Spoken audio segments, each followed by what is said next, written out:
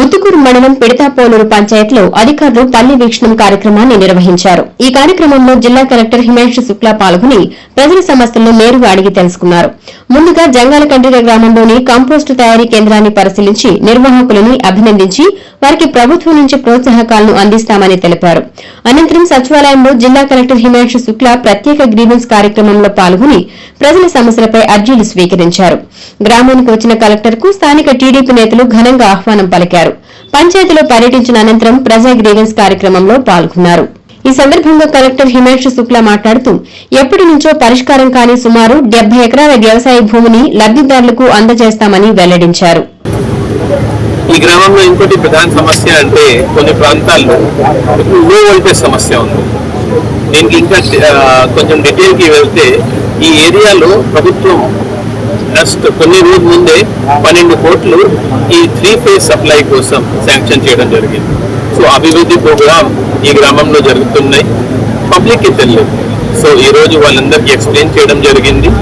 వచ్చిన 2 నెలలు ఆ పని పూర్తి అయిపోతుంది. దానివల్ల ఈ ప్రాంతంలో లో వోల్టేజ్ సమస్య అనేది ఏమి ఉండదు. దీంతో పాటు ఆర్డబ్ల్యూఎస్ కూడా కొంతమంది వాళ్ళకి డ్రైనేజ్ క్లియరెన్స్ లేదు అనేది నా దృష్టికి తీసుకుని రావడం జరిగింది. వెంటనే అది కూడా శాంక్షన్ చేశాము. 52 వారాల్లో ఆ వర్క్ కూడా కంప్లీట్ అయిపోతుంది. ఆ తర్వాత ఆర్ఎన్బి రోడ్స్ కూడా చెక్ చేయడం జరిగింది.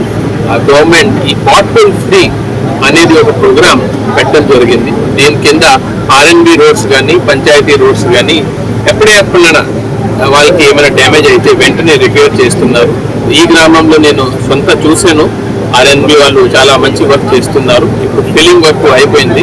నెక్స్ట్ వీక్ లో దీన్ని ఒక బీటీ లేయర్ కూడా వేయడం జరిగింది.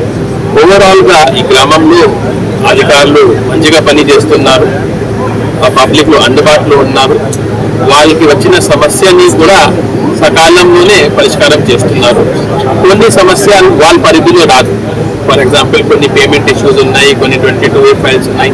అటువంటి వాళ్ళని గవర్నమెంట్ లెవెల్కి కలెక్టరేట్కి దాన్ని గవర్నమెంట్ లెవెల్కి పంపడం అవసరం ఉంటుంది. అది కూడా ఈరోజు దిశానిర్దేశం ఇవ్వడం జరిగింది. ఓవరాల్గా ఈ ప్రోగ్రాం వల్ల చాలా మందికి లబ్ధి పొందుతాయి, చాలా మంది బెనిఫిట్ అవుతున్నారు.